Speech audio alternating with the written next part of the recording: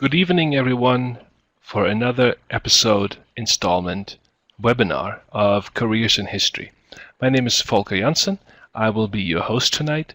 And tonight we will discuss careers in media and film with CSUF alumni that have either graduated as historians or in related fields in the humanities. The reason for this webinar, I want to explain once again, is not necessarily to tell you exactly what you can do with the history degree, but to give you ideas about the range of possibilities that are open to you with a history BA or with a history MA. If you haven't seen any of the previous webinars, I invite you to frequently look at the history department website, where we are soon going to post all the links. You can also send me an email at vjanssen@fullerton.edu to get a specific link to any of the previous recordings of what I think will be a fantastic discussion. I will first introduce you, and I'm sorry for the wrong headline here. You can tell that was the previous webinar on tourism, hospitality, and leisure. My bad. Tonight's panel members will talk about, of course, film and media careers. They will introduce themselves, tell us a little bit about their job. We will then learn about their path from career to college, have us tell us about their work environment, reflect on the ways in which our learning outcomes for the bachelor's and the MA have prepared them for their work and are still significant for their work. I think that's one of the important things that you guys need to keep in mind, that the things you learn in college will in one way or another continue to be significant down the line. They will give you some advice, and of course you will have the chance to ask plenty of questions. You can at any point use the chat box in the lower right corner to ask questions for me or the participants, or you can wait for the end and then ask your specific questions. I would ask all our presenters and panel members to wait with answering questions until we have a chance to pool them and answer them in a little more organized way. So with that said, I want to introduce you to the panel members, or rather, I will have the panel members introduce themselves. We will move from right to left. So, Stephanie, please introduce yourself. Hi, we can hear me hopefully this time. Yes, we can. My name's Stephanie Johnson, and I'm a production coordinator for a company called Space 150. We were once formerly known as 1K Studios. We do a lot of post-production work. That means like when you watch a DVD and you pull up the extras and specials on the DVD menu, we're the ones that go out, write them, film them, put them together, and ultimately deliver them to major studios such as Warner Brothers, Disney, and such, as well as we also do a bunch of other content such as commercials and such. So we do a lot of cool things. Wonderful. Sean. Hi, I'm Sean Ganka. I'm currently a production manager at Nickelodeon Animation Studio, which is one of my two jobs. I also have a pilot in development with Nickelodeon as well, with my creative partner, who is also a Cal State Fullerton grad. And so we make cartoons. Oh, fantastic. Looking forward to hearing more. Adam. Thanks. Adam. Hi, my name's Adam Morley. I am a... Can you guys hear me? Yes, we can. Yes. Okay, my name's Adam. Currently, I'm a freelance videographer with my major clients being Autodesk. Specifically, I work with their CAD/CAM division, and I do a lot of their customer success stories and internal marketing videos that also get posted online. And I also do a lot of stuff for the Anaheim Ducks. I don't know if we have any hockey fans, but they have a big day tomorrow. Okay. Great. TJ, are you ready? Hi, can you hear me? Yes, we can. Oh, great. Okay, so I am a senior marketing director at Warner Brothers Records. Been there basically since I was at Cal State Fullerton, and have been, working my way up through different departments, starting from internship to my current role. Just recently launched Deftones album campaign, which nice Billboard debut last week at #2, and have a handful of releases that I'm dealing with through the end of the year, from everything from like very developing baby artists to established acts. So that's that. Okay, wonderful. Well, you all work in jobs that I think come with quite a few maybe misconceptions about the reality of what the daily work is like. TJ, you working with bands, that sounds incredibly glamorous. Sean, you're doing cartoons, that sounds like you are one step away from doing Toy Story 4, but maybe the reality of your day-to-day work is quite different. How good is your job really? I'm going to go back the line. TJ, how great is your job really?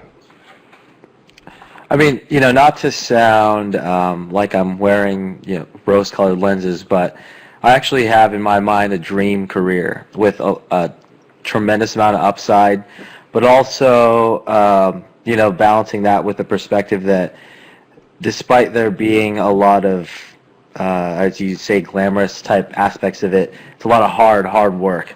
You guys know that music isn't necessarily something that is we went through a whole phase of pirating and transition, and the exciting thing is that we're actually in the upswing in that transition. Last year was the first year where we published higher revenue from streaming than from physical sales, and it's making up for the shortfall. We look at stats like 80 million global Netflix paid subscribers versus 68 million global music subscribers that are paid. So we see that there's a lot of growth, at least another 12 million people that are comfortable with paying for streaming content. So anyways, it's like I'm sure most will say, it's got its major perks, but obviously comes with responsibility and a lot of focus and hard work, and that's it. Does the music industry suffer from the same plight that the publishing industry suffers from, that people constantly say, oh, the book is dead, but yet more and more people read and buy books, and in the same vein that maybe people constantly fear that the end of the recording industry is at hand, and yet we all still listen to music? Yeah, I mean, that's obviously something that, it's like a sweeping sort of term. It's probably something like, it's like a water cooler conversation that people have, but being on the inside of it, you could see that it's highly profitable, actually. In a lot of ways, highly profitable for the artists, for our company. For us, it's all about just looking at marketing and exposure in different ways, and in modern ways. And it's shifted, but it's also so exciting because we can tap into a lot of new outlets, we can create new opportunities, new deals, and it's almost like the Wild West, but we're again in a position where we're at the very forefront of what we believe is a major upswing and resurgence in revenue and the way that music is consumed. So it's actually a really exciting time to get into this business. When I started 10 years ago, none of this was true, because it was like, I walked into the company and we were resisting YouTube, right? So instinctually, I was actually like really questioning how that felt and looked, and we're combating streaming, and obviously that's not the way to do it. So embrace consumption. So we're feeling really great about it. Not good, but great. I'm still resisting YouTube, but I see my resistance crumbling. Adam, you are a far more recent member of the film and media industry compared to TJ, at least. What does your work routine look like?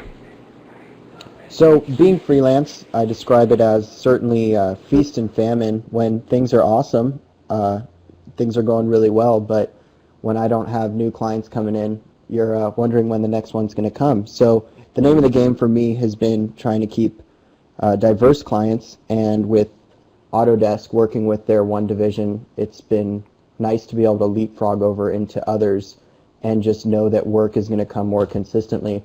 But being freelance, I love that I'm able to get into so many different kinds of fields, even with, Autodesk specifically. When I am doing customer success stories, for example, last week I was in Indiana for a couple days doing a customer success story on one of the users of their softwares there, and I get to hear their whole story. I get to edit it, get to hang out with those guys, and then the next month it's a different customer success story with different backstories. So that's been really fun. So you get to travel. Yeah, and I get to travel to places that I'd say I wouldn't usually go to. For example, Autodesk has had me go, like I said, Indiana, Ohio, Idaho. They're actually headquartered in San Francisco, which is obviously one of the more desirable locations to go to. But travel has been involved, and I'm usually there for about a week, and then I come back and edit on my own time. Adam, your story reminded me of an old friend of mine who I did some work with when I was 18 or 19 years old. For those who know me, they will may be surprised to hear this. I used to be part of a comedy duo when I lived in Germany at age 20, 21.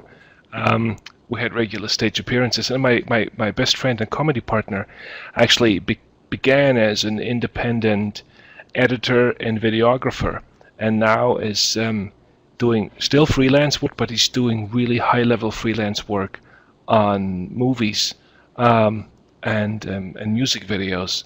So I have been able to sort of watch his career develop over the last 20 years or so, and it's quite exciting, but it also has still that feast or famine phenomena where he either wants to go on vacation because he needs it, or he cannot go on vacation because he's afraid he doesn't have any money. So Adam, exactly. I hope this is not everybody's experience, but it does seem to be one of the dangers of being a freelancer. Sure, I totally acknowledge it. Now, Sean, tell us a little bit about your job. Is it really all that great to be in the cartoon business? I'm gonna have to, kind of agree with TJ at this point. Like, it sort of might sound a little cliche to say like my job is awesome, but my job is awesome. And it's interesting because it's not. I mean, we'll talk a little bit more about this when we do the path from college to career and so forth. But it's not something that I ever really thought about. And I sort of fell into it again, with my best friend and creative partner. He was an animation major, so that was a natural course for him, and then he sort of suggested it.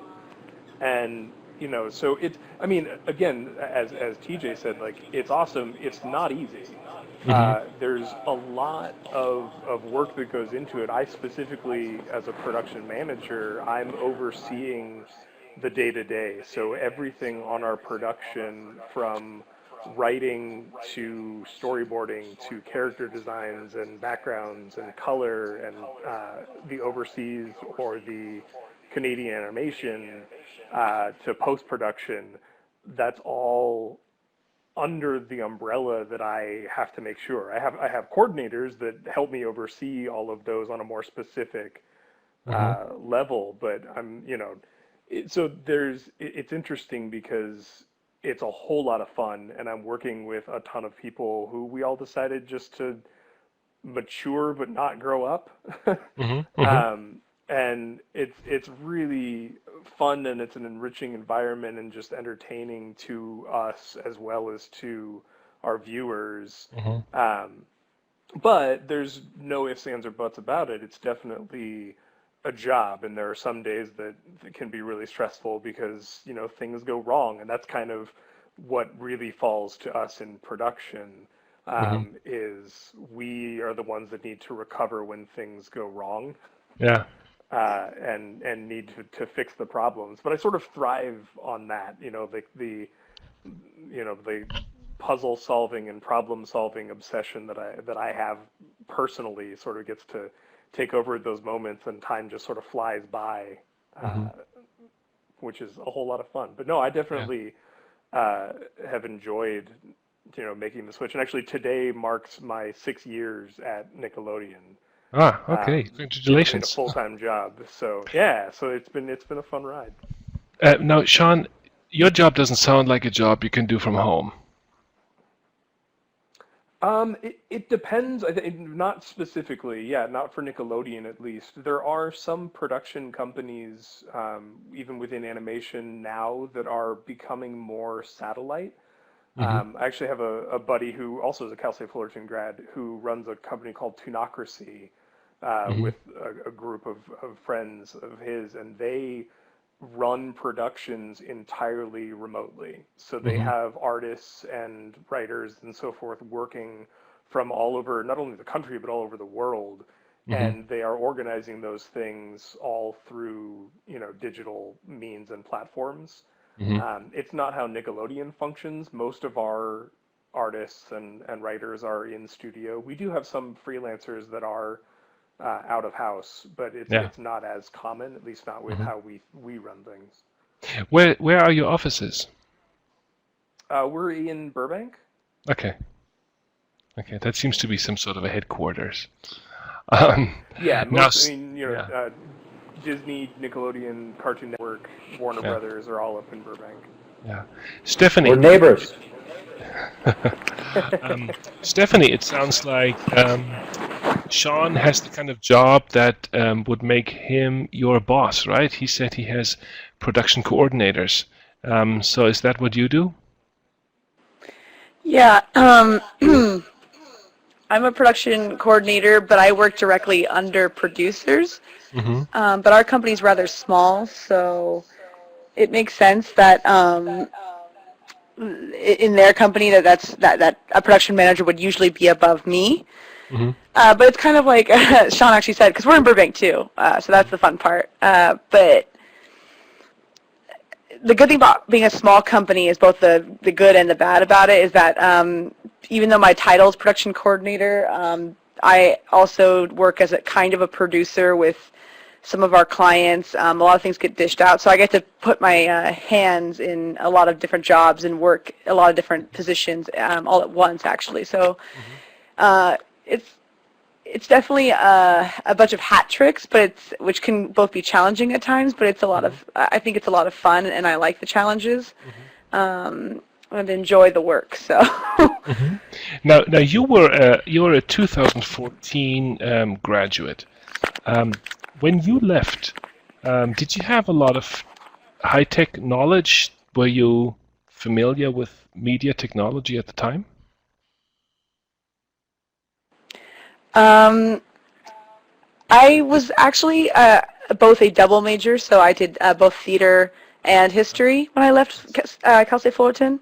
And I took a theater class specifically to acting with the camera, and I actually worked the camera and the editing equipment in the class, which has, in terms of learning lingo, has helped me phenomenally going into the industry. But I found that the company I work for is actually really, and what's kind of cool about them is they're really nice about, and any company really has been really about proponing new people into positions, so they've been good to teach me. A lot of it was lingo, not really so much as technological knowledge as lingo. Like I do a lot of Excel spreadsheets in my job. I do a lot of actually research, which is something I learned from my history degree. And I do a lot of communication through emails. So technologically speaking, I was already pretty well prepared going into it, but learning like specific words such as like QC and all that stuff. It's something I picked up relatively quickly. But that was pretty much, people were willing to teach me. And Stephanie, you gave us the perfect segue into a discussion of the path from college to career. I'm going to start here with Sean, because Sean has a major that may be even less promising career-wise than history. Medieval literature. I believe that's the kind of major that who's the NPR guy, Prairie Home Companion, that Garrison Keillor would make fun of. So Sean, what made you choose medieval literature of all things? Well, it's interesting. My story is somewhat scattershot at first. I actually started at Cal State Fullerton as a vocal music major and was singing opera Mm-hmm. until Mm. I decided that that's not what I wanted to do as a career, and I switched over to an undergrad degree in English in general. Mm-hmm. At which time I met Dr. Ellen Caldwell, who is still to this day my hero. Mm-hmm. uh, she was teaching a Chaucer class, and not only was I then interested in Chaucer, but I adored her just as a teacher and wanted Mm-hmm. to take anything and everything I could with her. The next class she was teaching was medieval literature. So when I got into the master's program at Cal State Fullerton, my focus became medieval literature in general, specifically Arthurian literature. So King Arthur, Merlin, all that fun, nerdy stuff. Mm-hmm. Um, and the intent at that point in time was to then continue on, get a PhD, and become a college professor. Mm-hmm. Um, but I graduated with my master's in 2008, which is Aha. when Mm-hmm. the whole academic and economic climate had taken a dive, and Mm-hmm. so most programs for PhDs that I had applied to were taking half as many candidates as they normally Right. would. Mm-hmm. And that's my excuse as to why I didn't get into a PhD program. But so I didn't, And that's a good one. and I right, and so I was sort of then trying to figure out what I wanted to do. In the meantime, I took a position teaching writing as an adjunct for Cal State Fullerton, Mm-hmm. as well as at Fullerton College. Um, and I started having to toy with the idea of being a freeway professor and Mm-hmm. teaching community college circuits and things like that, and realized that that's not really what I wanted to do. I wanted to do literature and story and things like that. Um, and that's when my partner at the time, he and I were working on a show idea that we would pitch eventually. And he was like, "You should do this. Like, you should come work at Nickelodeon." And I said, "I should come work at Nickelodeon." And so I was able to somehow at 26 with a master's degree still take a student internship position Okay.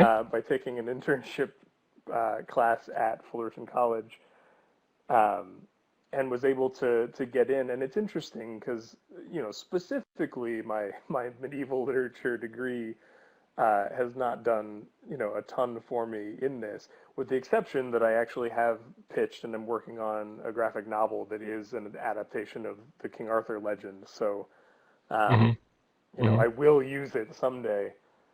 Well, I'm sure there are ways in which the things that you studied there are somehow significant, maybe in the way you conceive of story. Um, but Absolutely. but what you say about your sort of um, roundabout way of getting into the industry, I think is a good lesson um, for the students now to understand that sometimes the circumstances conspire against you, and it takes maybe a step back before you can take two steps forward. And to have the courage to do an internship, a student internship, at the age of 26, I think that's maybe what it takes sometimes to find the right direction. Well, and I think that it's definitely about being able to recognize the difference between taking a step back and reassessing, or changing paths because that's what makes sense or what feels right, versus being flighty and Hmm. not really nailing anything down. Hmm. And Hmm. and I think that psychologically, a lot of us focus too much on these goals that we set. That I'm going to be a college professor, and if I had become too bogged down in wanting to do that and sort of not been open to this complete and utter shift in gears that my friend Chris was offering me, Hmm. I would have completely missed this opportunity, Yeah. and I'm glad that I didn't. Hmm. Yeah. Good. So I think it's being open to that and realizing kind of what you want to do, because my parents always tried to instill in me that you want to find a way to get paid for doing something you enjoy. You know, you don't necessarily have to make a ton of money as long as you're enjoying what you're doing. And so that's the important thing. And there's so many things that are open that we wouldn't even consider. Yeah. This is really what this entire webinar series is about, to help you guys out there find ways to make money with things that you enjoy in the way that Sean does. Now, Adam, what made you, now I know that you didn't major in history, you got a minor in history, but what made you pick your minors and your major, and how did you end up doing what you're doing now? So coming out of high school, it wasn't until my junior year in high school, actually, I realized that film was something I wanted to pursue in college. Originally, it was all based in a class, and realized it's something I really enjoyed doing. So when I applied to Fullerton, naturally, I went in with film. And with all the GEs, where I had choices to take, history classes over some other courses, I always opted for history. And towards the end of my freshman year at Cal State Fullerton, I opted to do the 6-week study abroad program in Florence. And when I was there, I was getting a bunch of credits that were working towards actually a history minor, and so naturally it just kind of came. And actually junior year, I had a history professor, Dr. Natalie Fusakis, who is actually the head of the Center for Oral and Public History at Cal State Fullerton. And knowing that I had a background in film, she asked if I wanted to help with filming some of their oral histories, and I actually still do that. So I help out that department a lot there. But going forward, I actually added another minor in entrepreneurship, which I found to kind of help me a lot, since I consider myself self-employed. There were just a lot of general business tips and stuff that I got out of that. And through that, I started getting clients. Actually, I got Autodesk through a friend of mine that was an intern at that company. And I made some videos for the College of Engineering promoting their school that got submitted to a film festival and got some recognition there. And then that's how I kind of slipped into making content for Autodesk. And actually my gig at the Ducks right now was through a friend at Cal State Fullerton as well, who at the time was also interning for the Ducks, and offered me a few freelance gigs for them, and then eventually I finally got on their payroll to cover their games. So I think this is a good example of how connections work. It's not, and this is I think often something that people misunderstand, that connections are the same as nepotism and unfair advantage, but that they give you a knowledge of the opportunities that are out there and give you a chance to make a pitch for yourself when otherwise you wouldn't know about it. Certainly, and I don't consider myself someone who's extremely social. There's plenty of people that were more involved on campus, but yeah, it was just through, like you were saying, kind of even always letting people know what I'm up to, since I was freelance, and promoting the work I'm doing. And things always come from very strange directions, but it's awesome how it works out. Yeah. Now, TJ, you were an American Studies and Poli-Sci major. What made you look for an internship with Warner Brothers? Because that's how it started for you, right? Yeah, so growing up, like the things that I was most interested in was like music. So learned how to play guitar, started my own band, and I'm in like 8th grade. And that eventually evolved into something that became like somewhat of a business. When I was in high school, we were writing, recording, practicing, promoting, doing all that stuff. And I was also, like, I guess you would consider it managing our act. So, coordinating press shoots, studios, booking, literally doing all that from my landline at my parents' house. And and so I did that through college, and then I started, maybe like my sophomore year, I got into like the Greek system. I was part of a fraternity there called SAE, which I think they got kicked out when I was there, so I don't know if it ever made its way back, but sort of like took a different turn in life and just decided that like this music thing wasn't something that was going to yield any like long-term career result. You know, the whole like dream of becoming a rock star. So Yeah. I wanted to be a lawyer because that's like what an Asian family would, you know, you're like a lawyer or a doctor, right? Growing up in a very traditional Asian family, those are your options. So I was like, well, I don't like blood, so being a lawyer is my better option. And I think I have a good knack for negotiation. So I went to political science and then took some American studies, like elective classes, with a guy named Matt Haskins and another guy named John Ibsen, who in a lot of ways were like highly influential. Matt probably doesn't even realize it, but John, I stayed in touch with. We've lost touch over the last few years, but like really made impact in like my like development as like a person and my point of view. And so I was working at retail, and around the last year, I started thinking like, hey, well, I got to figure this out because retail isn't the path. Not that there's anything wrong with that, but you know, sort of like still chasing that notion of. Then it evolved into like maybe I want to be a stockbroker in like '06, you know, thinking about that. So I went to a job fair, and for some fluke reason, this is a job fair at Cal State Fullerton. There was like Warner Music Group happened to be there, even though it was for finance. Because I wanted to work at Morgan Stanley, that office in Brea. I don't know if it still exists, and got offers for both.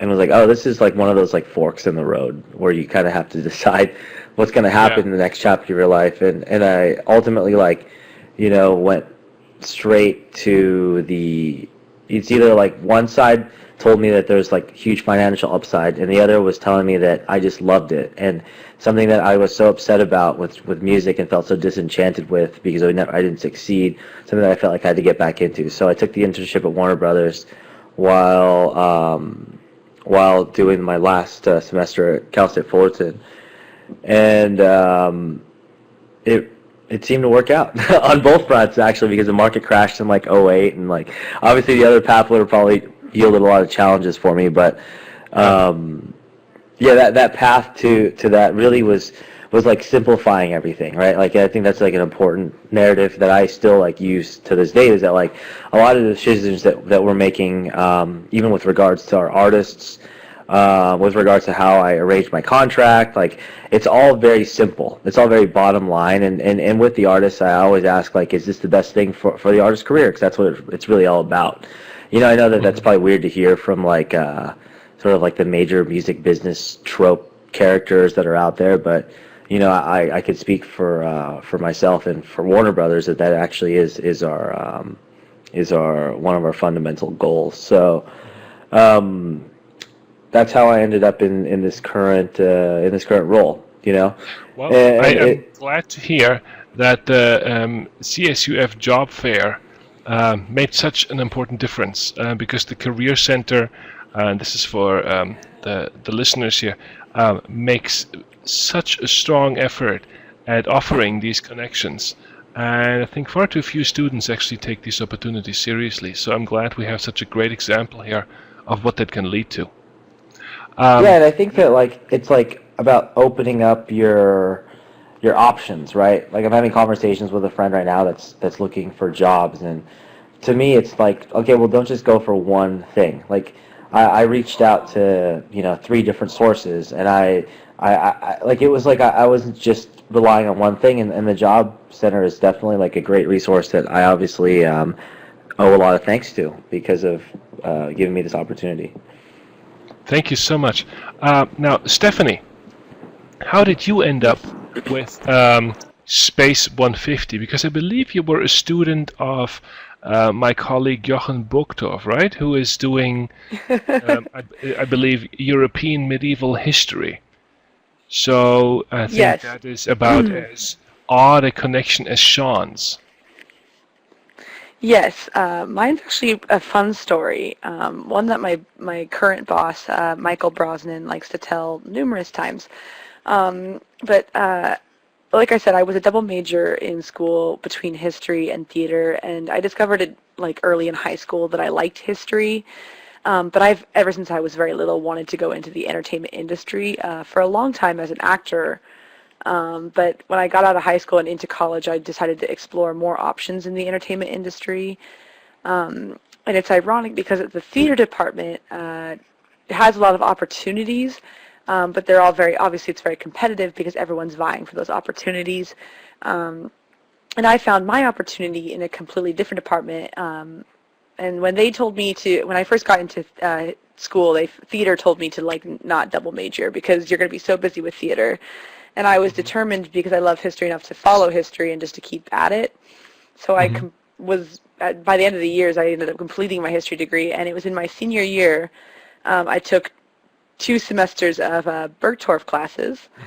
And Professor Bergdorf was a great mentor in telling me exactly how entertainment works in the history degree. And he is kind enough to do some interviews for 1K, which is now Space 150, who work on Vikings, which is a TV series currently airing on History Channel. Right. And since we do all the extra content for them, he does a big questionnaire each year on certain topics that we choose to focus on depending on what's in the season. And because of that, Bergdorf had Michael, my boss, in his class to talk to students about what a career, similar to this webinar actually, is to talk to students that maybe being a history professor or a teacher is not the only career history majors can go on.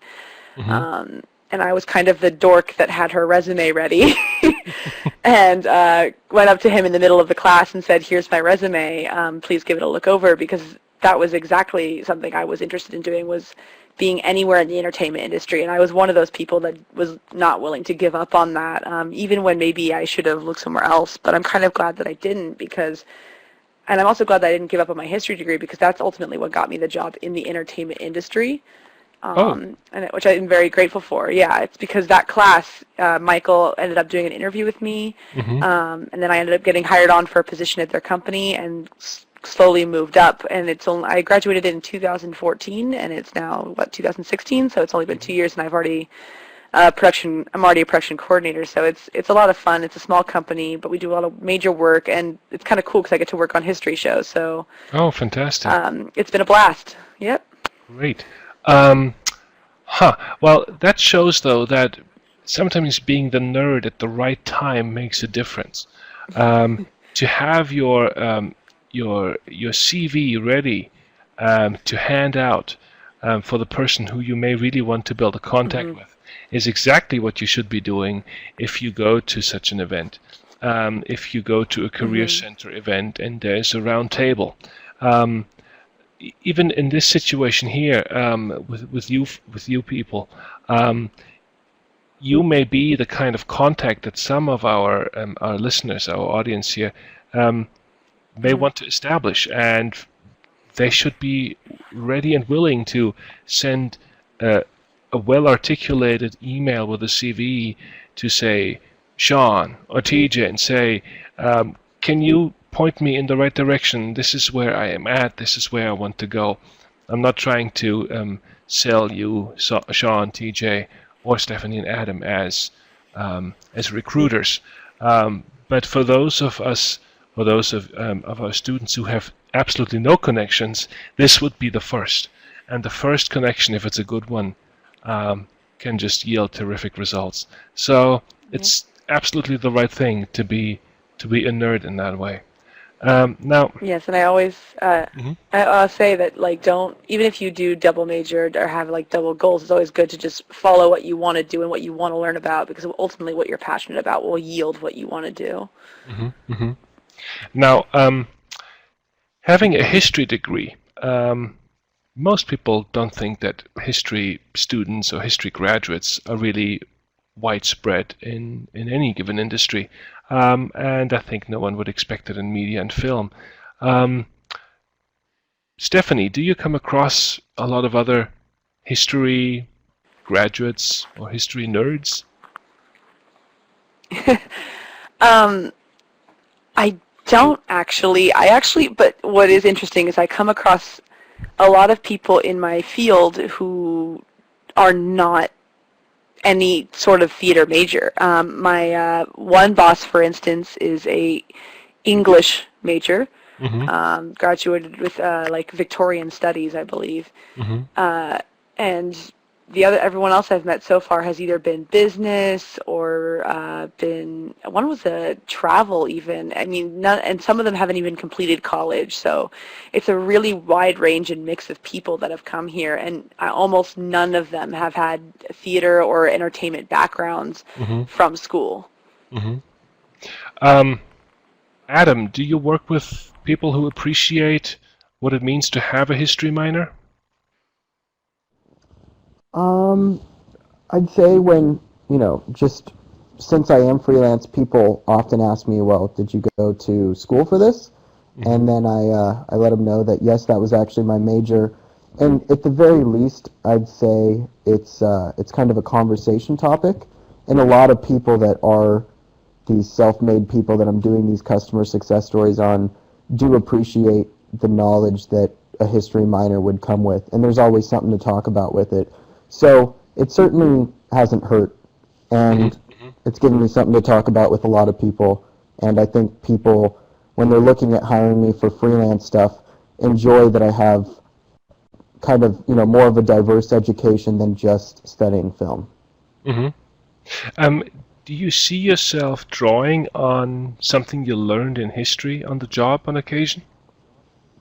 Yeah, I think something that the history courses have given me is just kind of the storytelling aspect, and that comes from, learning in classes, hearing these stories backwards that can translate to, especially with people when they're doing their oral histories, and, when I sit down with the Center for Oral and Public History on campus and we do those interviews, some of those have ran 5 hours because the people are literally telling their life story from before they were born. And just that whole storytelling process is certainly something that translates. And, it kind of crossed over even when I was taking courses with film and we were talking about, because I took a couple of screenplay classes. Sean, I'm wondering, do people look at you funny when they find out that you did medieval literature? Well, between that and the opera background, yeah, there's definitely some raised eyebrows. But it's interesting. I mean, specifically with English, I think people will expect me to have better grammar than I do, or expect me to be able to proofread their grammar. And I was like, well, I mean, I did teach writing, but I faked it pretty well because I just write how I speak, and I was raised by an English teacher, so that helps.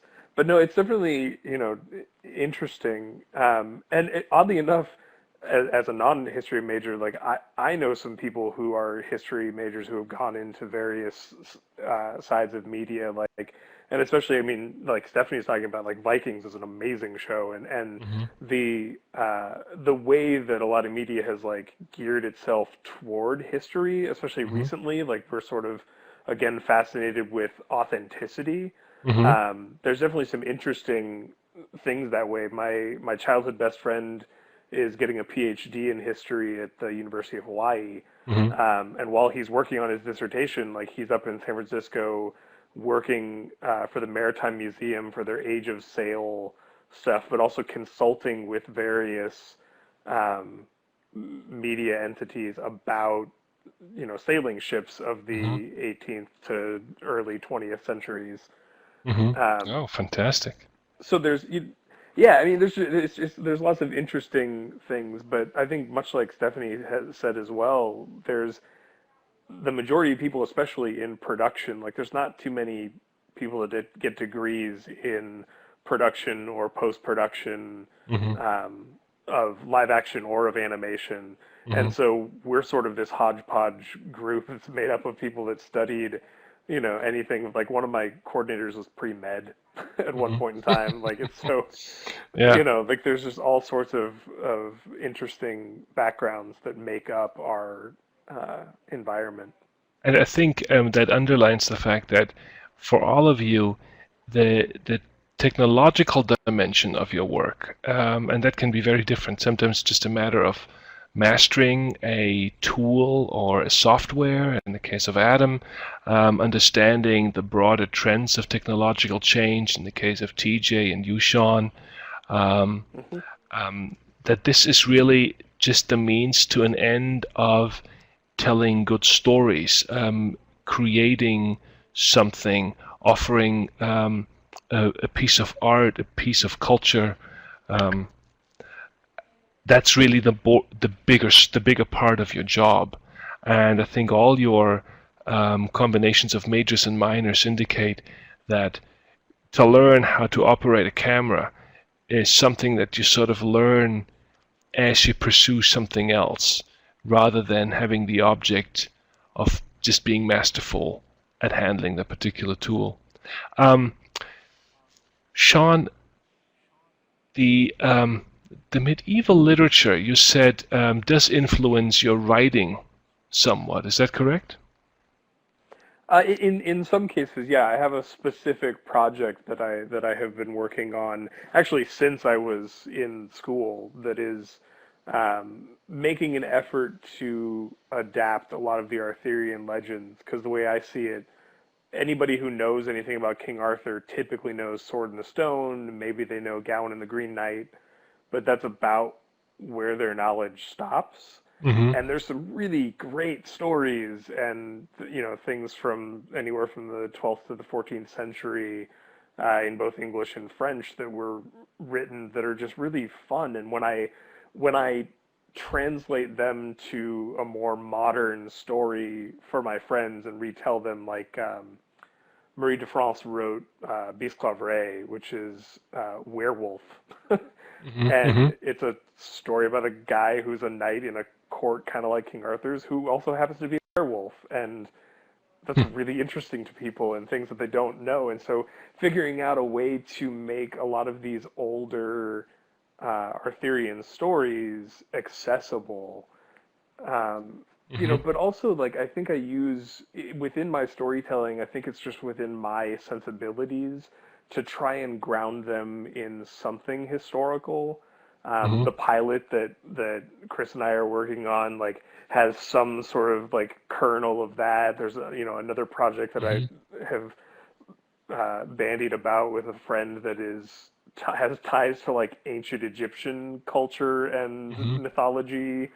And so sort of learning how to do research and understand some really cool things that are based in either realities of human history or within the stories from within human history, and how people perceive the world through mythologies and their own stories and legends, and then adapting those or incorporating, because there's something very interesting and just sort of natural in those types of stories. It just occurs to me that you are, of course, right that as our times and sort of ways of thinking about the world are challenged more and more frequently as globalization changes the world ever more quickly, that the search for authenticity is sort of a counterweight to that. And that may explain the appeal of historical narrative of stories that ring true, which makes Vikings so particularly popular, or turns Hamilton into a musical. Something that 20 years ago I would have never thought possible. Now, TJ, you had an American Studies and Political Science major. Does it ever happen that you think, you know what? I'm glad I took those. I got those degrees. They come in handy. Well, certainly American Studies, because a lot of the like the big class that had a major impact on me was called the American Male, and it was sort of like this subversive way of looking at manhood. Because I grew up in a part of it's like small. It's like essentially a cowboy town. It was probably more like this back when I was growing up, but San Dimas, which is only like 40 minutes away from Cal State Fullerton, but dealing with, like, I was like the only Asian guy in my class, but having and that's just so bizarre to talk about this, having grown up in Southern California, but like like guys wore cowboy hats and guys were like into steroids, and it was a very like testosterone driven sort of like upbringing. I just like never was like felt like I fit that, even though I was friends with all of them. It's really interesting. So, anyways, that class resonated with me because it helped open my eyes up to sort of like a different way of thinking and building confidence. But overall, my largest takeaway from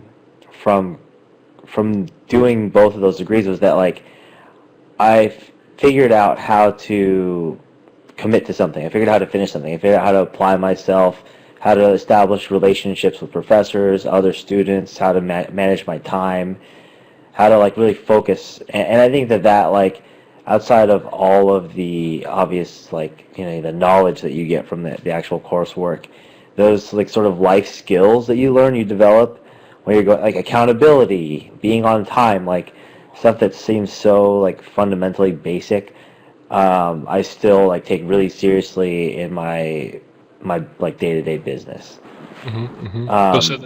Those are often described as soft skills, right? Yeah.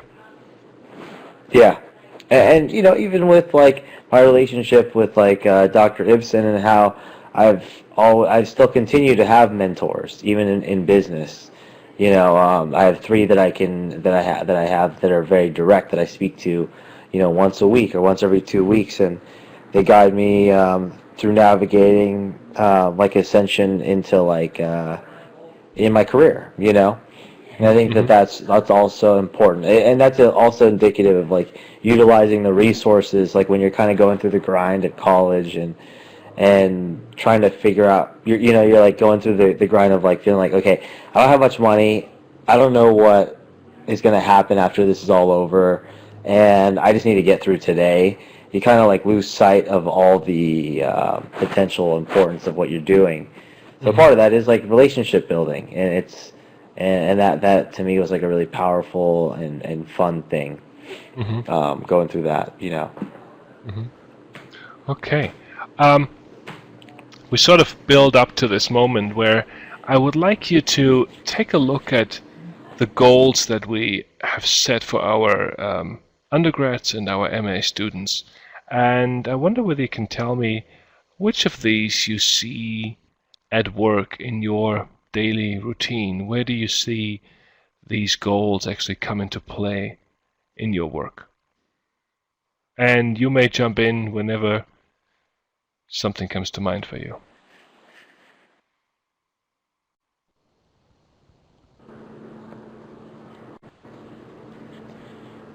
Well, I think that, within animation and so forth, the intellectual inquiry, critical thinking, maybe not historical analysis specifically, but analysis, like these are things that, are used on a daily basis. You have to, if any, like I said, in production, a lot of our responsibility is dealing with things as they go wrong.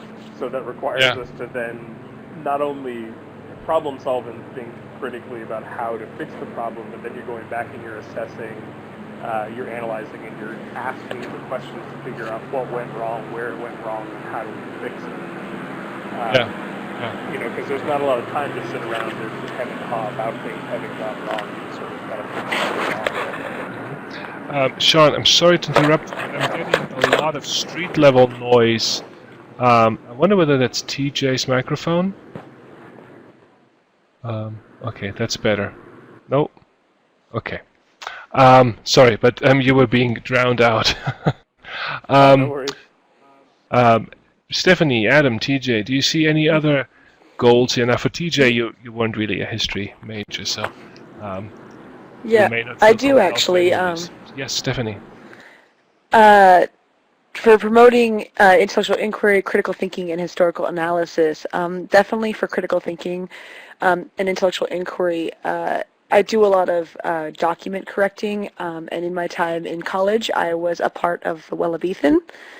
So I took a lot of classes on, or a lot of classes. I took one. Obviously, you take the historical writing course in your BA in your undergrad, and then you for the Elevate, and you do kind of do it over again almost. And I had a lot of practice, like almost memorizing the Chicago Manual of Style, and it's really helped me to be a better writer. And I'm not talking just like proposals and general writing, but even just writing emails to people and learning how to do etiquette and history, especially when you read historical documents, your vocabulary is expanded. And so I feel like I've never, every couple months we do work reviews, and one thing I've always been praised on is my email etiquette is just above par.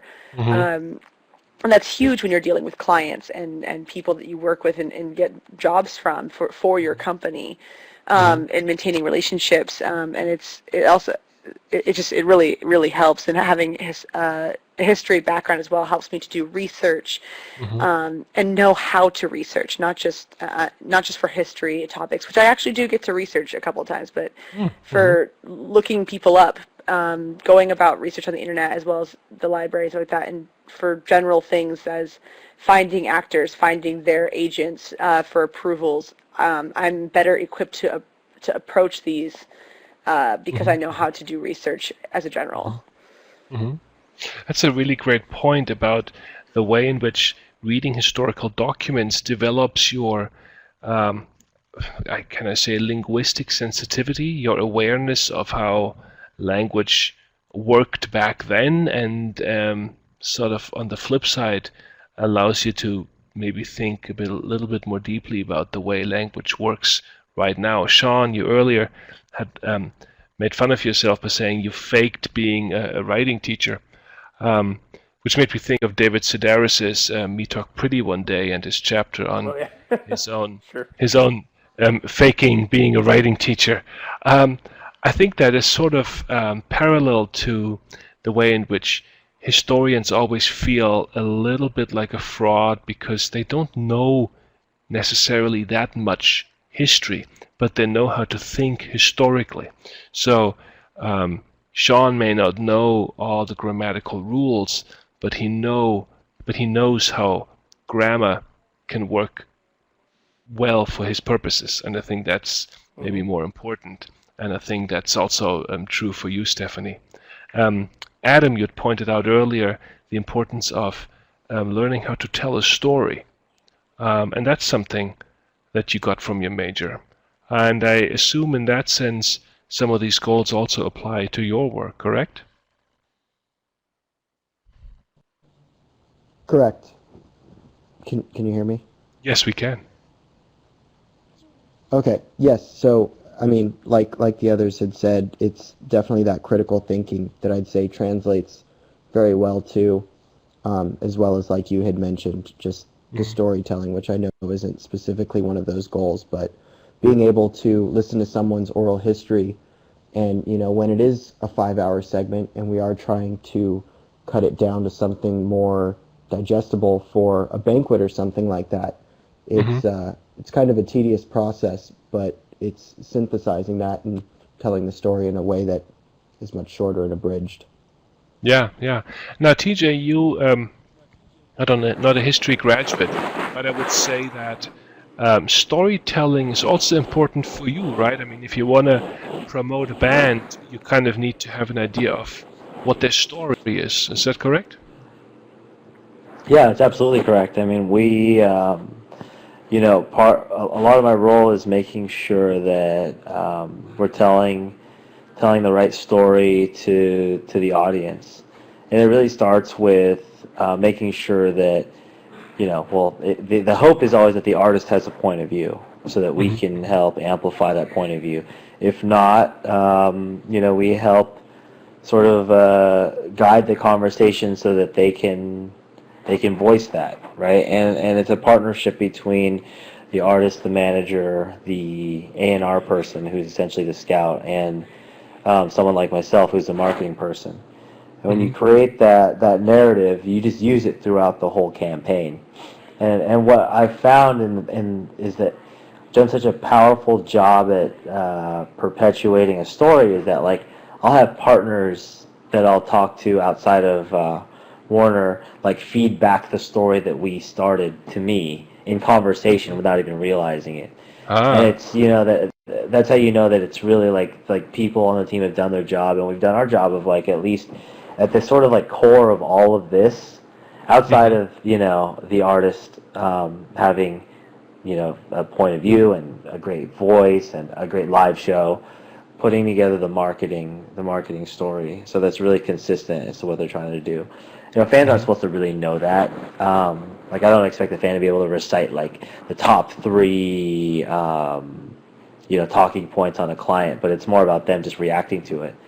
We never take people for granted, and that's essentially like if all those align, then people are going to connect to it. It's a lot more simple than even we may have thought years ago in this business, right? That like people are starting to gravitate towards strong vocal performances again, in any shape or form, whether it's straight pop, it's alternative. It could be anything, but strong vocal performance is stripping away all the noise. People react to artists that have a strong point of view on social media, that's clearly managed by the artist, right? And that all those pieces ultimately, give us the best chance of being successful. So what I hear from And the all, artists. what I hear from all four is really the importance of conveying authenticity and the ability to tell a story. And I think those are really essentially the skills of a history graduate. And for those of you who are listening, these kind of key terms and concepts are the kind of things you need to hold on to when you want to make a case for yourself in the job market, when you want to apply for a job that is somewhat comparable to any of these careers that you're hearing here, that you know how to make a pitch for yourself along these terms. That's what I'm hoping for you guys. Okay, now I think we're getting to the phase where I'm asking you how your degree has changed your life, maybe how your career has changed your view of history. If you have any thoughts on that, I'd like to hear that now. Whoever has any thoughts on this can go right ahead.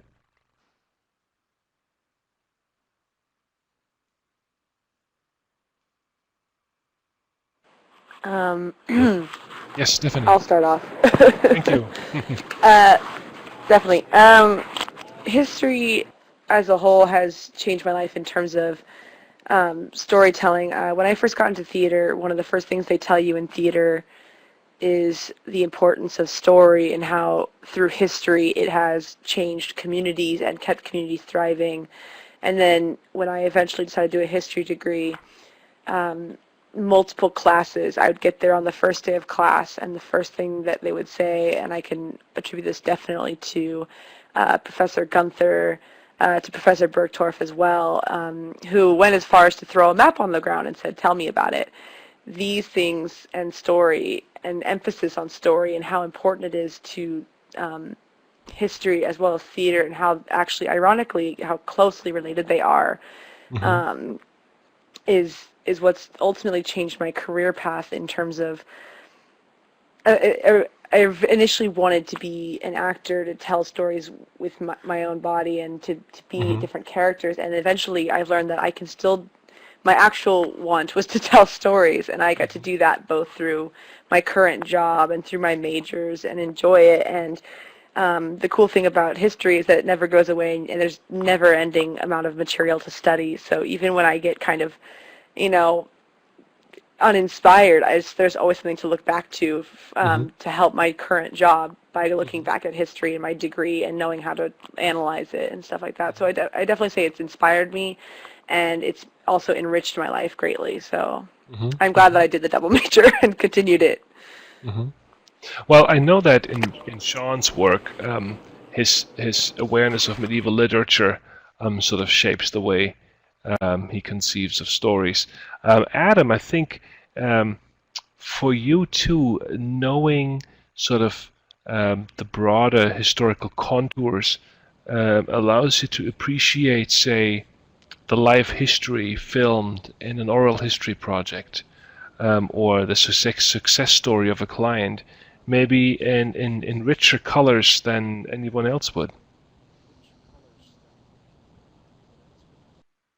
Yeah, I could certainly say that. And also as a whole, I just found the minor early on, I found those courses to be just really stimulating. And when I knew I was at Fullerton, for X amount of years to get my degree, I wanted to be taking courses that I really enjoyed. And quickly I actually started taking less of the film courses, even though that was my major, and taking more of the history ones, which was my minor. And I'd say, like I had mentioned earlier, I certainly fell in love with everything about history when I had the opportunity to study in Florence. I mean, that was really bringing everything full circle and getting to see everything in front of you, that you had talked about the day before in the classroom. So I certainly really am excited about the decision I made for that minor. Mm-hmm. And TJ, I know that you didn't do history, but American studies. But in many ways, the way in which we teach history now has very strong parallels with American studies. John Ibsen is as much a colleague of mine now as he is one of the American Studies department. I'd venture to say that the things you learned there helped you maybe deconstruct the world around you in a way that maybe makes it easier for you to tell a band's story. Is that too much to propose? No, I mean, definitely look at when we're having these conversations with artists, it really is about picking up on a lot of the nuances. And for my role, I actually have an appreciation for, as we're like venturing into, or not even venturing into, but like in the thick of like how our new business model is shaping and how we approach our business. I actually have taken the balance of that plus really embracing some sort of like older traditional ways of approaching the job. And what I mean by that is like really like, talking to a lot, like for example, I read the Jerry Weintraub book. And what that taught me was that there's like this sort of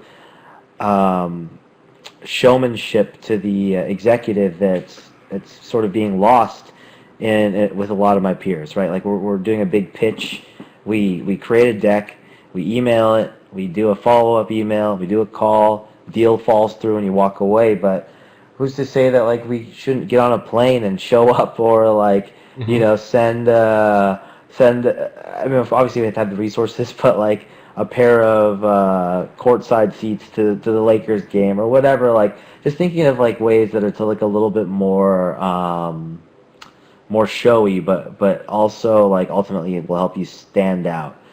And there's a balance to it, obviously, because a lot of the stunts that were historically done to accomplish the goal of my business are no longer either ethical or reasonable or financially viable in 2016 as they were like in the 60s and 70s. But maybe at least understanding the spirit as to what all that really meant, and applying it to the and evolving it to like the modern way of doing deals.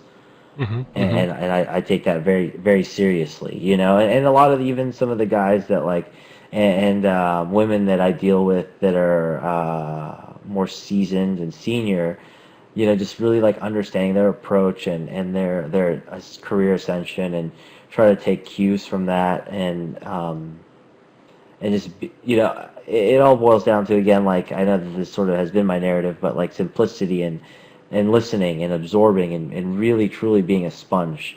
I spent 3 years, about 2.5, 3 years on a desk, and that was my training for this current role. I would go into meetings and just listen to everything and find the people that I admired and listen to them more, and the people I thought were BS and ignore them, right? And like make sure that I wasn't like that. Never really feeling that like entitlement for this current role, because a lot of people that walk into our building now have this like 2-year plan in mind or this like accelerated process or and I would just hope to like emphasize to everybody that isn't like actually in most cases from what I've seen sustainable. I've seen a lot of people move on really quick from that because there's Yeah. like for a lot of reasons, less appreciation for it. There's less tolerance for people to want to actually like stick it out for you because you're so green. There's all kinds of reasons why I don't believe in and adhere to that type of thinking and approach to the business. So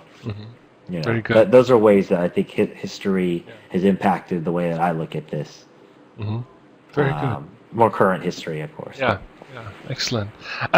Now, before we turn to our admittedly somewhat small, but I would hope nonetheless very eager audience for their questions, I want to hear any final piece of advice or recommendations that you can give our presumably mostly history majors and MA graduates for their job search. What do you think they should keep in mind first and foremost as they look for a career in media and film? For me, something that I can I'd say start. translates Oh, pretty sorry. well to my Okay, Adam first, okay? TJ. You can take over. Oh, I was just going to say that I don't think there's anything. There's no such thing as useless information because I'm always trying to find common ground with new clients, potential clients, or just keeping, clients happy. And with, what I've learned through history, there's always plenty to talk about. So that's something that's helped me out a lot. TJ. Yeah, I think it's probably if it was like similar to what I dealt with, a very intimidating chapter. It's exciting but intimidating because there's a lot of unknowns, and there's probably a lot of noise that you're getting from, whether it's like social pressure, media pressure, family pressure, friend pressure, whatever that may be. That never goes away. Even when you feel like you're established, I think it's really about just simplifying the decision-making process, being really clear about what you want, and then getting it. Because what you'll find is that once you start getting your foot in and working your way through these things, there really is truly a lack of talent at all levels. And if you're a person that actually is again like working with integrity, with the right intentions, with hard work, with real focus, preparation, that stuff it'll work and it'll pay off. At least from my personal experience, that's what I've noticed, and I'm going to stick with it until I'm proven wrong. Excellent. Sean, what's your advice? I think a lot of advice that I give the interns that come through Nickelodeon and so forth is, it's kind of like what Adam was saying, was like there are opportunities to learn at every turn and so forth. But I think ultimately, don't ever view a job or a position, no matter how entry level or internship or anything like that, as a stepping stone. And you can think about it that way and sort of recognize it in your head, like this is not the stopping point, this is the starting point. But ultimately, like that ends up, it's always someone else's job, that is sort of the career that they're fine with. And but also more importantly, you want to recognize everything that you can gain and how it will apply to what your end goal is. And so you don't want to get lost in focusing just on where you want to go. Figure out what you can learn on the way. And then, like TJ was just saying, then you are one of the people who is better equipped to understand how the whole machine works. Like he's completely right. There is lack of knowledge at all levels everywhere. And you don't want to be that. You want to understand where your cog fits in the machine, but also how it affects everything else. So as you're working your way up, really focus on what you can gain and how it will help you be better at what you're going to do. Fantastic. Stephanie, do you have anything to add to that? Yeah, just don't be afraid to be passionate about something you want and then to go after being passionate about it. A lot of people I feel do have goals in college and have a game plan and know what they want when they graduate. And I feel like don't be afraid if something inside you is telling you that this is changing. I had many times where I was doubting what I wanted to do and doubting things, and really everything was put in front of me, I feel like. And I feel like you still had to work for it. Like, that's not saying there wasn't any work, but I feel like don't be afraid to make a decision that might change or deviate from your game plan, especially if it can help you. And and be passionate. That's it. Excellent. Thank you so much. Okay, now we have, as I said, an admittedly small audience of 8 here that nonetheless may have some questions. I assume that the rather smaller turnout has something to do with the fact that we are approaching the end of the semester and people are just about at the end of their maybe not wits, but certainly energy. So for those of you who are there and have listened so patiently, please ask your questions now. You can ask any of the panelists specifically, or you can ask a general question. Okay. Joey is typing. That's good. Sky, Stephanie, Jillian, Jennifer, Jael, Erica, or just B. I'm sure there's a question you have. We look forward to hearing them.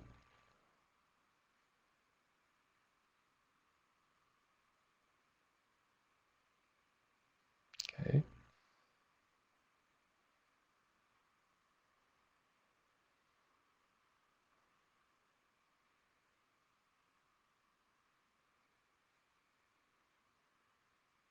We'll give them another minute. Now this is the situation where you, Stephanie, being the nerd that comes over prepared, would have already had the question written and then just copy-pasted it in the field, correct? Yes, actually, I would have. Okay, Stephanie. Mostly I would like to know how to find job openings in the industry. Is there a specific forum, or do you find that you need to have an inside contact? That's a really good and very practical question.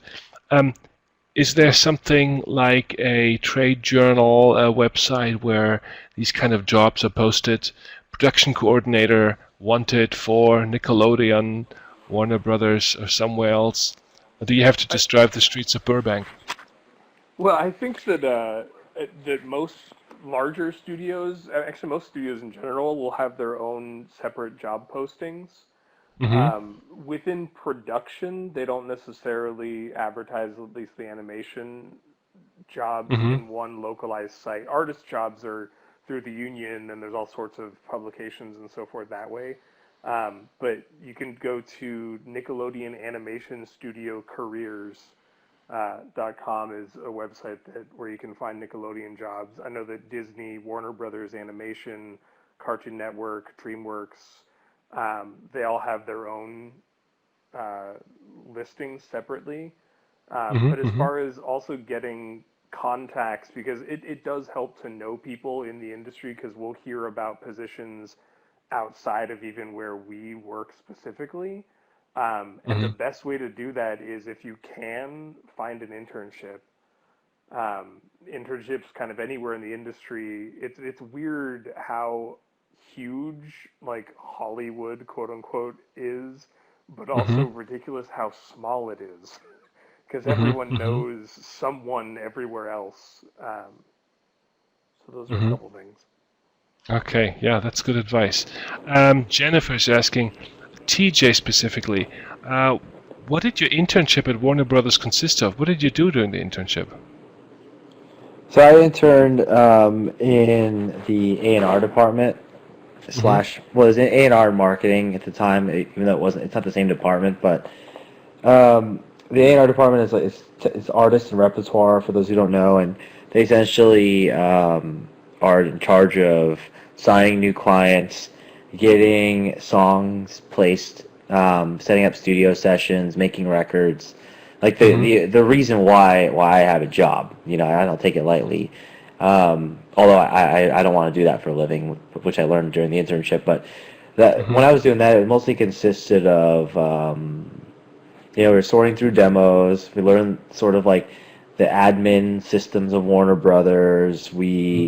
I got in there, and I actually I had like a 3-day a week internship that I was there 5 days a week, probably illegally, but whatever. Just getting in there, trying to help other departments. So I helped in the PR department with like press mailings, understanding what that meant. I interned and helped in marketing and understood the idea of like conceptualizing like big campaigns and then also in radio where I learned about how airplay campaigns worked and the importance of that medium and that way that that operation kind of flowed. And so my internship was probably a little bit more non-traditional because I was aggressively trying to seek opportunities knowing that I wanted this to be the goal. But it's changed a lot in the last 10 years. The people that intern for me, I offer an open door policy. They report essentially to my assistant, but I say you could sit on my couch and listen to my calls because nothing is I'm not hiding anything. So come in, they can engage with my marketing plans, look at the budgets, ask questions, really get involved, and you'll learn a ton. And I've had 9 interns being placed with actual jobs throughout the business after interning for me. So it's something that I actually pride myself in. Yeah, it's pretty good. I don't know if I'm supposed to get some sort of watch or something, but I don't know if that's true. You know what I mean? It does. One of my past interns is one of the senior agents at CAA now, and he's a guy that I can call on for anything because the relationship is just solid. So that's an example of a fully realized relationship. When the guy and I he was at one point helping me. When he was an intern, I was assistant. Get coffee for meetings and stuff, but so again, we're looking at doing real deals, getting new clients, touring opportunities, and that sort of thing. So it could be as little as you want it to be and as much as you want it to be. That sounds so sort of ethereal, but that's really what it is. You go in, you have your foot in the door, make it known. Yeah, that makes sense. And I think those of you who are listening and wondering where their next internship might come from may want to write TJ an email now that they know that he has such a good placement record. Now, B is asking, does Nickelodeon Warner have entry positions for recent graduates? And I guess what I gleaned here from Sean's response was that you really should sort of maybe find out what they are posting online themselves. I am wondering how someone finds a company like the one that Stephanie works for without this sort of lucky meetup during a history class. Because the big names, Nickelodeon, Warner Brothers, and if you just sort of flip through your TV channels or go online, these names are easy to find and their websites are easy to find. But where do you find all these smaller studios? I think that. Oh, go ahead. Oh, sorry.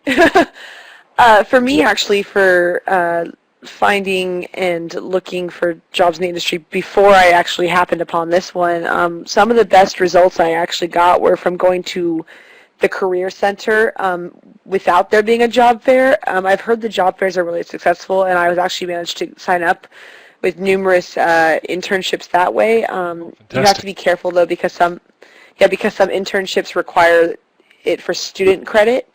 So it's usually good to get started on that even early and do internships and work your way up through that. For my company specifically, we're based in Minneapolis, but we're just launching new internship programs.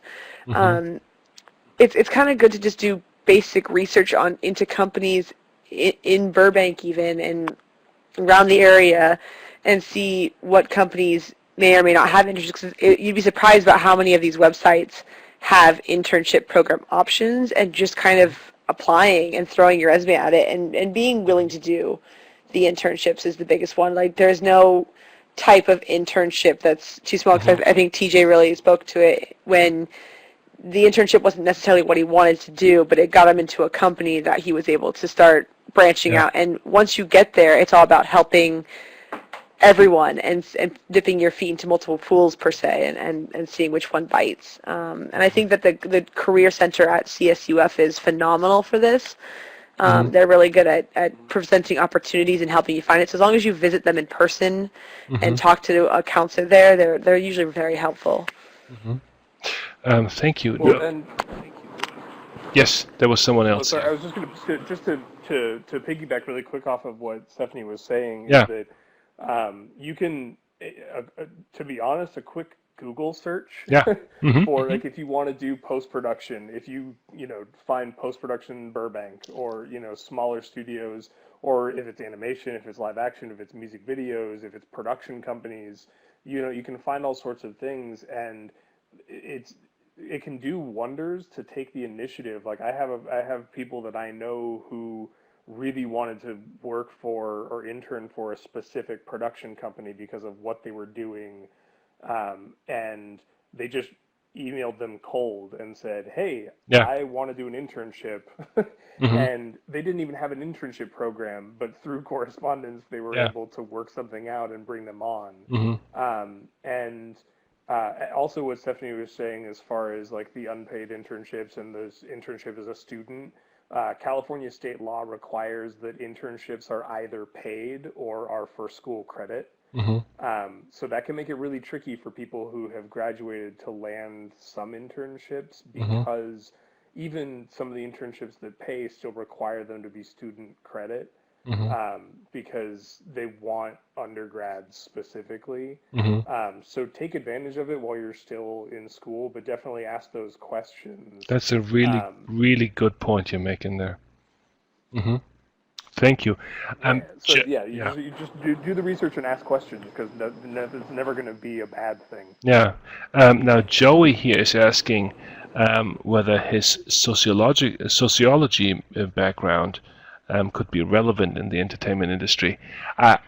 Now, any of you can jump in. I would say that, Joey, no one will say, be our sociologist and bring us all the things you've learned.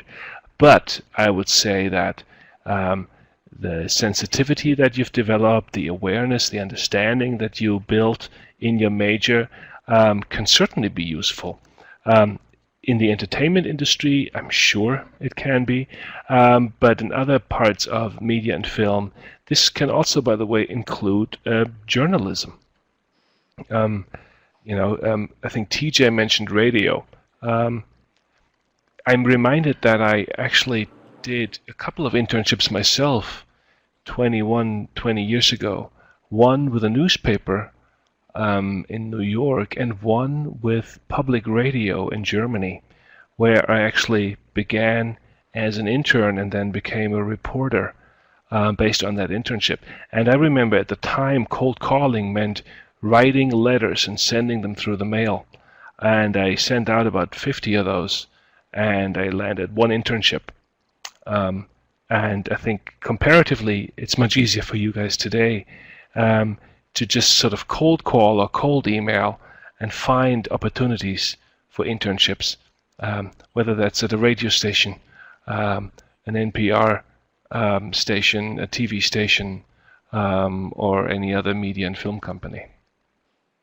Yeah, I mean, to echo that, like a lot of these companies have like full-blown HR resources, actual functioning websites that people are responding to. So, like I was saying earlier, if you have like just a really tight resume that the Career Center checks out and thinks is ready to send out, send it. Go on. You can literally go on like Warner Music Group and apply for a job. I have people intern for me that have applied through that cold call thing, and it works. But go and like look at all the companies you want to approach. Use the Career Center. Update your LinkedIn and be really bullish about sending out messages. Ask people, ask friends. Like you try to find as many outlets as you can, because if you're playing a game of odds, something will pan out for sure. It's going to happen. It's not like there's just no hope. And if you're not hearing anything back, then continue to consult and figure out what those things are that that you need to adjust, but there are a ton of resources and access out there. You know, and yeah, Even, oh, go ahead. go ahead.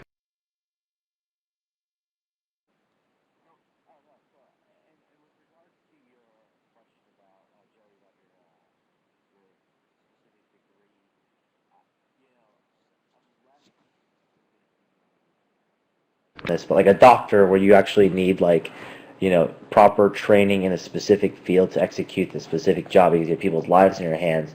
A lot of what I took, like, it wasn't like necessarily the content of the education that I got at Fullerton that led me to this point, because a lot of the learning is on site, right? If you're really focused and you want to be in a specific, like, specialized industry, you learn that while you're doing it. But Yeah. you take, like, you're here on this right now at like 10 o'clock at night. There's something about you that's probably, that you have a competitive edge over everybody else that isn't, right? So there you go, like, right there, you're proving that you have something, and you should continue to harness that and roll with it, and not be hung up on the fact that you have a degree that doesn't speak directly to it, because I can tell you right now, a lot of my peers don't look at that. I think that's a really good point, and it's a nice little plug-in for attending these webinars in general. Thank you. I think also this kind of cold calling strategy is crucial for being a freelancer, and I think Adam has learned this, that you need to be articulate, familiar with the etiquette, as Stephanie pointed out, and quite bullish in trying to attract new clients. Is that right, Adam?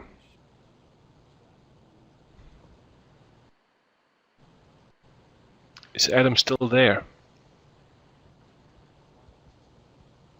Yes, Or I'd am I not say there? shameless self-promotion is what gets me my clients, and eventually that works with, word of mouth is on my team as well. That's certainly been the case with Autodesk. One department shared my work with another, or even just from them posting, the videos up on LinkedIn that give me proper credit. Other companies are able to see that, and then I'm finally at kind of, I call it a tipping point, where people are starting to reach towards me instead of me just sending emails, all week to finally get one bite. Yeah, Adam, I do some freelance work myself on occasion as a writer, and I have learned to sort of handle this sort of as a business, where you do the kind of things where you know you send Christmas cards, you send occasional updates, you try to sort of keep yourself on people's Rolodex, so to speak, and that's the kind of communicative pattern that gets you into these jobs in the first place.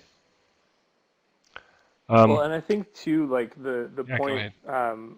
the point, Volker, that you were repeating that Stephanie had made about, kind of the etiquette and the eloquence there, because by cold calling, often it means more sending an email and so forth, and having proper email etiquette, being able to convey your passion. Again, going back to a great point that Stephanie made, which is that like, let your passion for what you want to do and what you're interested to do, let that come out, in your communications with people. Because for me, like, that's what landed me my job at Nickelodeon. Like, I had done an internship at Nickelodeon, which is great, but I applied to 6 jobs before the one that I ended up getting into a full-time position. And the producer who hired me said specifically, he hired myself and the 2 other guys that he hired with me in entry-level positions. He hired us because we came across as smart and passionate.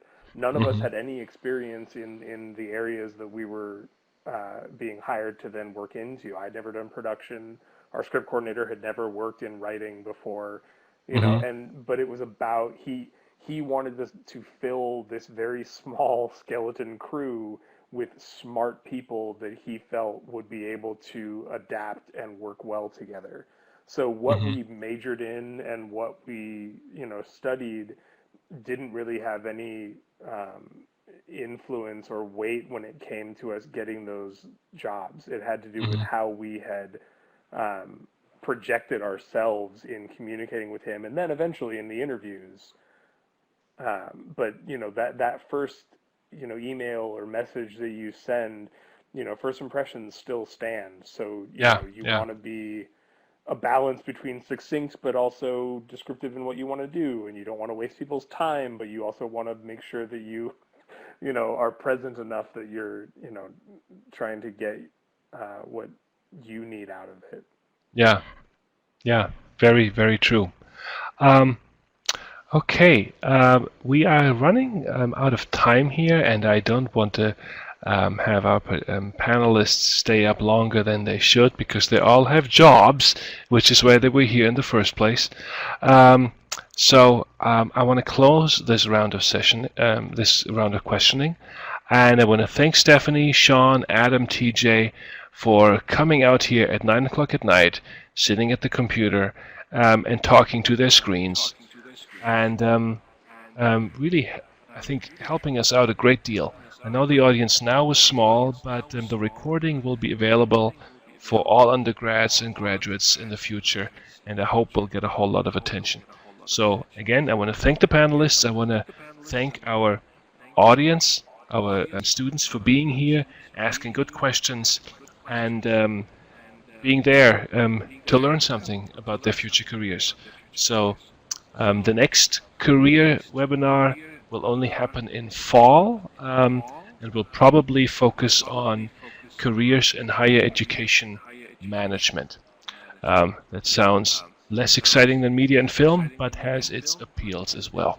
So until then, I want to wish you a good night and a good break, and I'll see you next time. Goodbye.